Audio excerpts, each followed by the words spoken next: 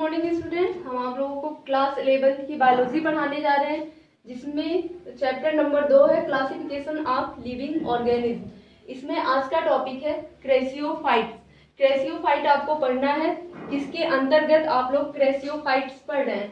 क्रेसियोफाइट्स आप प्रोटिस्टा के अंतर्गत पढ़ रहे हैं, जगत प्रोटिस्टा के अंतर्गत, जिसमें आप लोगों को कल बताया गया था इससे पहले वीडियो में कि इसके कौन कौन से इम्पोर्टेंट कैरेक्टर हैं। तो आपने कैरेक्टर को पढ़ा था, फिर आपने पढ़ा कि जो प्रोटिस्टा है, जगत प्रोटिस्टा को कितने समूहों में बांटा गया है। तो जगत प्रोटिस्टा को 5 समूहों में बांटा गया था। पहला था क्रेसियोफाइट्स, दूसरा था डायनोफ्लैजलेट, तीसरा था यूग्लिनाइड, चौथा था अपवन कर्व और 5वां था प्रोटोजोअन्स। ये 5 समूह आपको बताया गया था। तो 5 समूहों में से आज आपको पढ़ना है पहला समूह क्रेसियोफाइट्स। क्रेसियोफाइट्स क्या होते हैं? क्रेसियोफाइट्स में डायटम रखे गए थे। डायटम रखा गया था, जो इसका क्रेसियोफाइट्स का एग्जाम्पल था।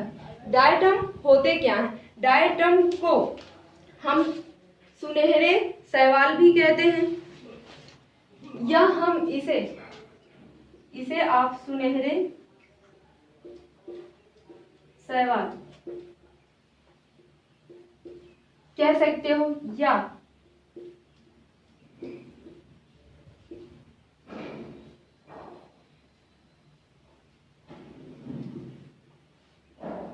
डेनिस्ट कह सकते हो।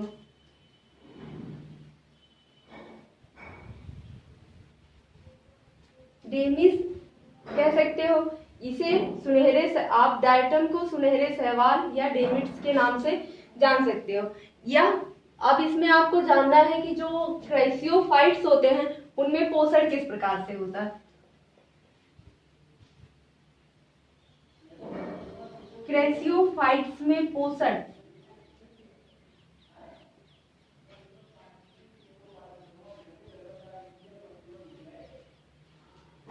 न्यूट्रिशन जो होता है स्वपोषी होते हैं।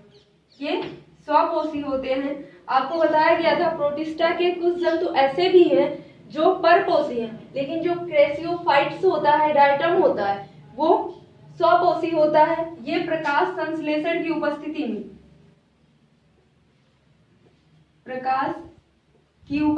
में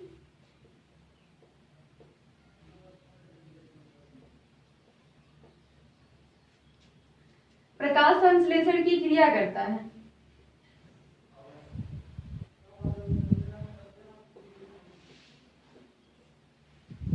जो डायटम होता है उसमें पोषण स्वपोषी होता है, वो अपना भोजन स्वयं बनाता है।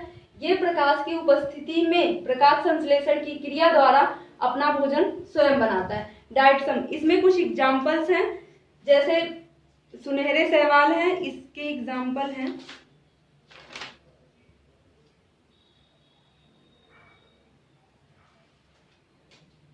सुनहरे शैवाल को एक नाम से और जानते हैं, डायटमी मृतिका। अब इसमें पोषण की विधि हो गई।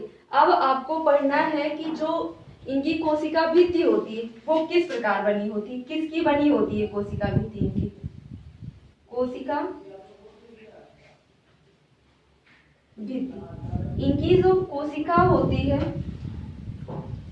सेलुलोज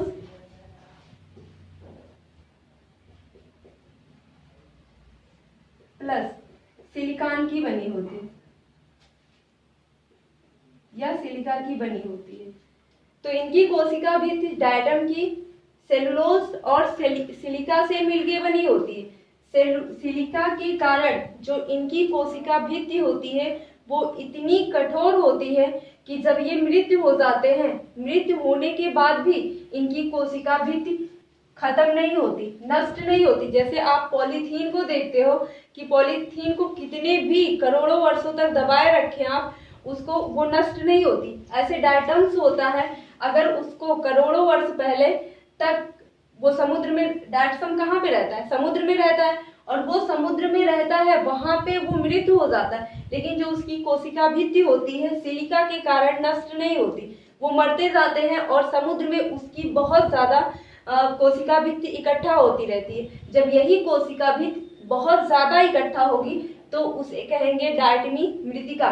जब ये कोशिका भित्ति ढेरों में उपस्थित हो जाएंगे तो हम इसे डायटमी मृतिका कहेंगे। इसे सुनहरे शैवाल भी कहते हैं। डायटमी मृतिका तो हो गई, लेकिन इसे एक नाम से और जान रहे हैं, सुनहरे शैवाल। ये गोल्डन कलर के होते हैं। इन्हीं के कारण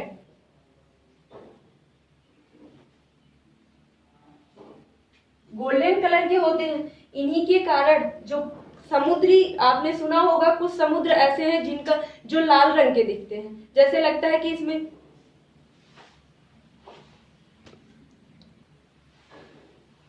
आप कभी कभी देखते होंगे कुछ समुद्र लाल दिखते हैं। तो लाल किस कारण से दिखते हैं? जो इसमें गोल्डन कलर के डायटम्स पाए जाते हैं, सुनहरे शैवाल पाए जाते हैं, इन्हीं के कारण ये लाल रंग के दिखते हैं। एक बार नासा ने इस पे रिसर्च भी किया था। नासा ने रिसर्च किया कि जितने भी समुद्र हैं, पूरी पृथ्वी के बारे में रिसर्च किया, तो जितने भी समुद्र उनको मिले तो कुछ समुद्र ऐसे मिले जो लाल रंग के थे।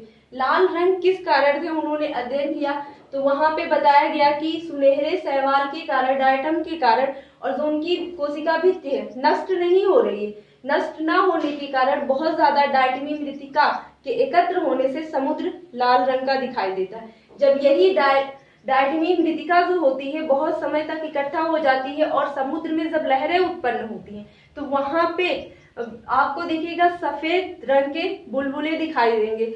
ऐसा कंडीशन कब होता है? जब डायटमी मृतिका लहरों के साथ जाती है तो वहां पे बहुत सारे बुलबुले जैसी संरचनाएं दिखती हैं कि वहां पे बुलबुला उठता है। और यहाँ पे ये कंडीशन नहीं, कभी कभी बताया जाता है कि ऑक्सीजन, समुद्र या तालाब में जब ऑक्सीजन की बहुत ज्यादा मात्रा हो जाती है तो वहां पे बुलबुले उठते हैं। किस कारण से उठते हैं? कि वहां पे ऑक्सीजन की मात्रा बहुत ज्यादा हो जाती है तो वहां पे बुलबुलों की मात्रा में ऑक्सीजन निकलती है। तो वहां पे ये केस नहीं है समुद्र की लहरों में। यहाँ पे डायटमी मृतिका के बहुत अधिक जो उनकी कोशिका भित्ति होती है इकट्ठा होने के कारण वहां पे सफेद बुलबुले के रूप में वो दिखाई देते हैं। तो अब आता है कि जो डायटमी मृतिका होती है उसका आप उपयोग कहाँ कहाँ पे करते हो, यूज।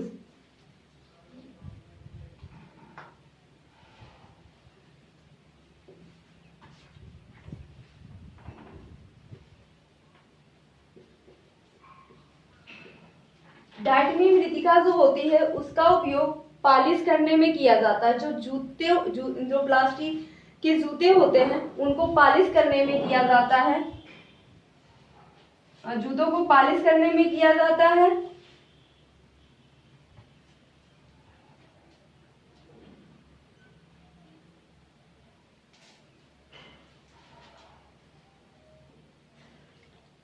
डायटमी मृतिका का उपयोग पॉलिश करने में किया जाता है। तेल व रस को अलग करने में किया जाता है। तेल व रस को अलग करने में इसका उपयोग किया जाता है। जो डायटमी मृतिका होती है जूतों को पॉलिश करने में इसका उपयोग किया जाता है, पेंट करने में। दूसरा उपयोग इसका है तेल व रस को अलग करने में इसका उपयोग किया जाता है।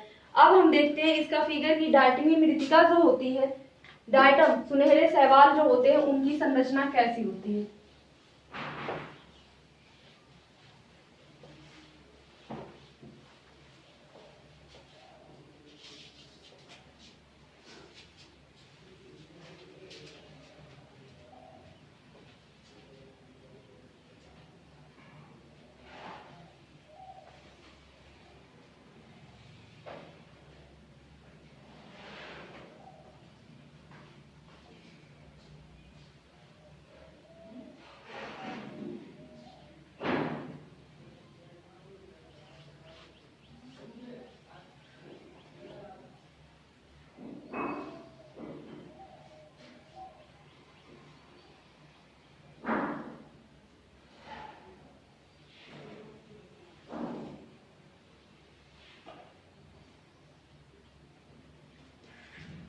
ये क्या है? ये डायटम है और ये जो बना होता है दो लेयर का बना होता है। एक होती है इपिथीका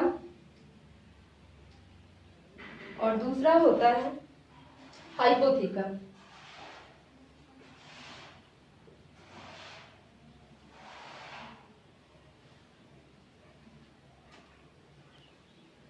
और इसके सेंटर में केंद्रक पाया जाता है।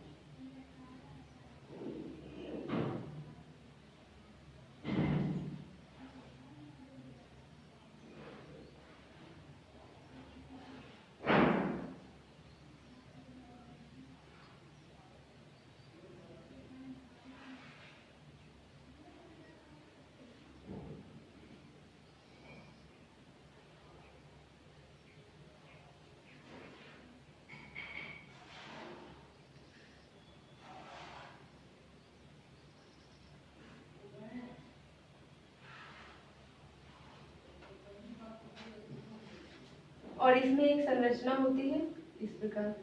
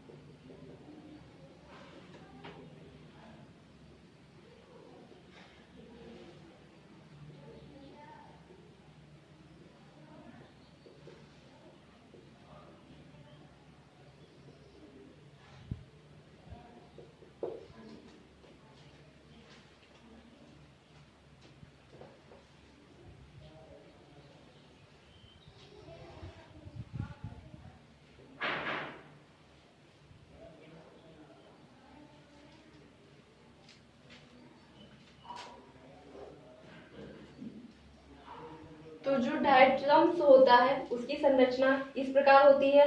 उस पे दो लेयर होते हैं, पहला होता है इपिथीका, दूसरा होता है हाइपोथीका और उसके अंदर एक न्यूक्लियस पाया जाता है, केंद्रक पाया जाता है। अब इससे दो प्रश्न इंपॉर्टेंट है जो एग्जाम में पूछे जाते हैं। पहला है कि डायटम किस किस का बना होता है, किन जो डायटम होता है उसकी कोशिका भी किससे मिलके बनी होती है। तो इसकी कोशिका भी सेलुलोज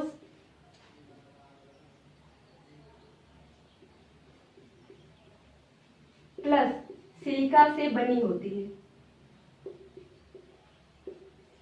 ये इंपॉर्टेंट है कि जो डायटम होता है वो उसकी जो कोशिका भित्ति होती है किससे मिलके बनी होती है। डायटम जो होता है सेलुलोज और सिलिका से मिलके बना होता है और वो सिलिका के कारण उसकी जो कोशिका भित्ति होती है, कोशिका भित्ति,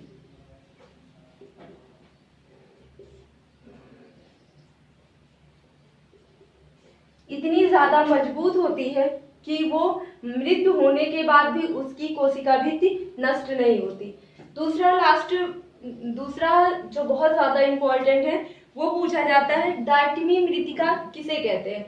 डायटमी मृतिका जब जो डायटसम होते हैं वो मृत्यु हो जाते हैं, और मृत्यु हो जाने के बाद उनकी जो कोशिका भित्ति होती है समुद्र में करोड़ों की मात्रा में जब इकट्ठा हो जाती है, और उन्हीं इकट्ठा कोशिका भित्ति को मृतिका कहते हैं। मृतिका डायटमी मृतिका कहते हैं।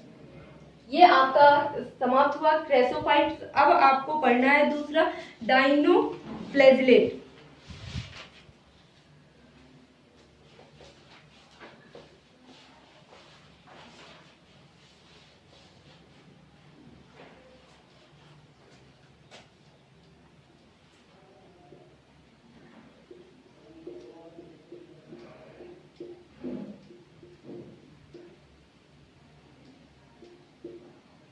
डायनोफ्लैजिलेट्स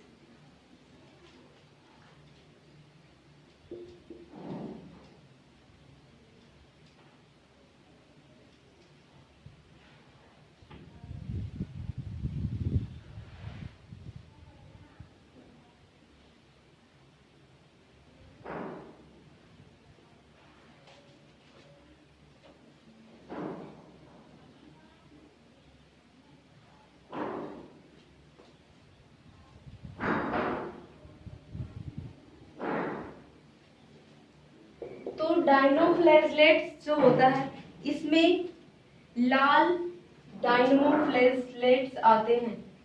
लाल डायनमो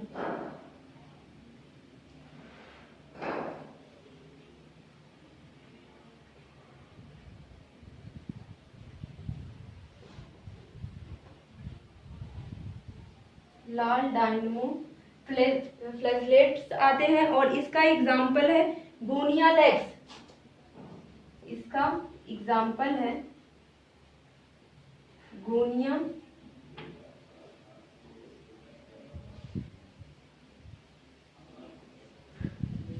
जो डायनोफ्लैजिलेट्स होता है वो इसकी संख्या समुद्र में बहुत ज्यादा होने के कारण समुद्र रेड भी होता है, और उसमें वाइट नीले कलर का ये चमकता है गोनिया लेग्स के कारण। गोनिया लेग्स में जो वर्डक दिखता है उसका वर्डक जो होते हैं, इसमें जो वर्डक पाए जाते हैं गोनिया लेग्स में, वर्डक क्लोरोफिल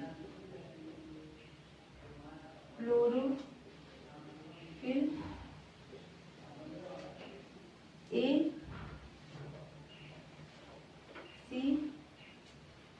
क्लोरोफिल ए सी और जेंथोफिल पाए जाते हैं।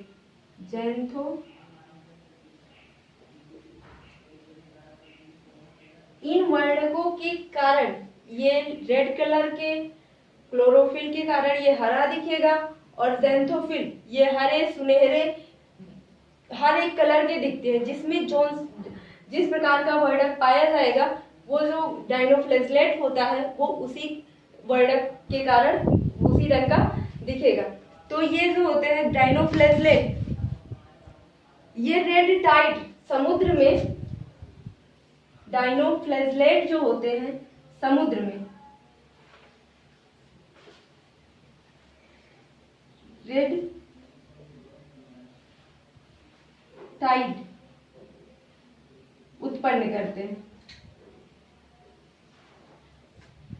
इनके कारण भी जो समुद्र का रंग होता है वो लाल होता है। आपने देखा होगा किसी मूवी में दिखाया जाता है कि कुछ समुद्र होते हैं लाल होते हैं, और ये जो होते हैं बहुत ज्यादा टॉक्सिक होने के कारण जो डायनोफ्लैजिलेट होता है जिस समुद्र में पाया जाता है, इससे बहुत ज्यादा टॉक्सिन रिलीज होते हैं। उन्हीं टॉक्सिन की रिलीज होने के कारण इसमें बहुत ज्यादा विषाक्त पदार्थ होते हैं। ये विषाक्त पदार्थ गोनिया लेग्स जो होता है बहुत विषाक्त पदार्थ सिक्रीट करता है, और सिक्रीट करने के कारण समुद्र क्या होता है, जहरीला हो जाता है। और समुद्र जहरीला होने के कारण इसमें बहुत से जीव जंतु सरवाइव नहीं कर पाते, इसीलिए इसे कभी कहीं कहीं पे मृत सागर भी कहा जाता है। जिसमें जिस समुद्र में डायनोफ्लैगेलेट्स पाए जाएंगे उसे मृत सागर भी कहा जाता है या मृत समुद्र भी कहा जाता है, क्योंकि ये टॉक्सिक अम्ल का सिक्रीशन कर रहे हैं। टॉक्सिक अम्ल का सिक्रीशन करने के कारण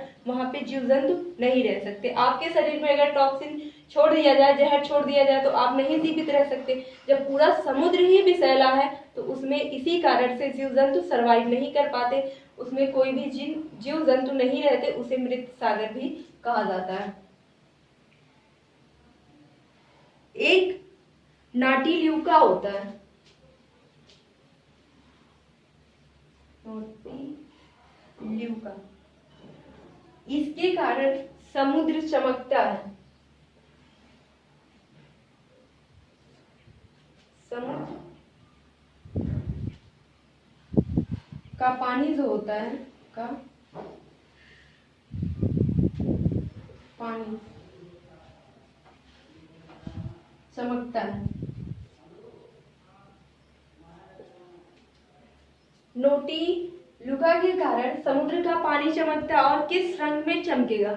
वो नीले कलर का चमकेगा। आपने देखा होगा कि कभी कभी कोई डिस्कवरी चैनल पे दिखाता है कि जो ये डायनोफ्लैगेलेट होते हैं उनके बारे में दिखाता है कि रेड समुद्र दिखाता है, और कुछ समुद्र ऐसे होते हैं जो चमकते हैं। आप दूर से उसको देखेंगे तो उसमें चमक आती है, नीले रंग के वो दिखते हैं। किसके कारण? नाटील्यूका के कारण ये दिखते हैं।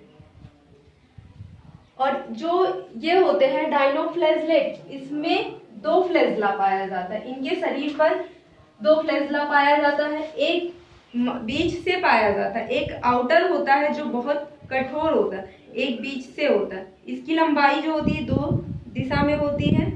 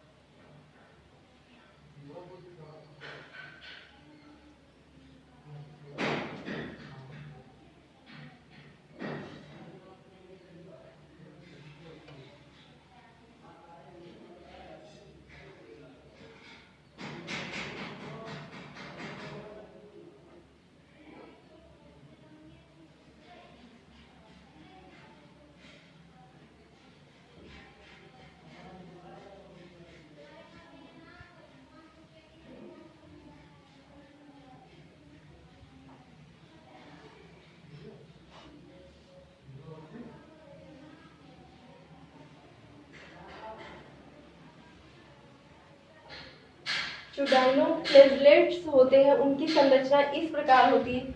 एक जो फ्लैगेला होता है यहाँ मध्य से निकला रहता है,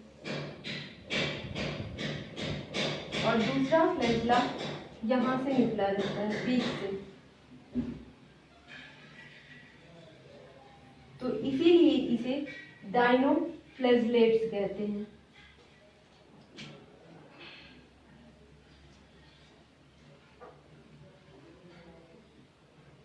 और ये इसकी आउटर सेल है। आउटर सेल जो क्या होती है, बहुत ही ज्यादा, आउटर सेल ये बहुत ज्यादा हार्ड होती है, बहुत ज्यादा कठोर होती है।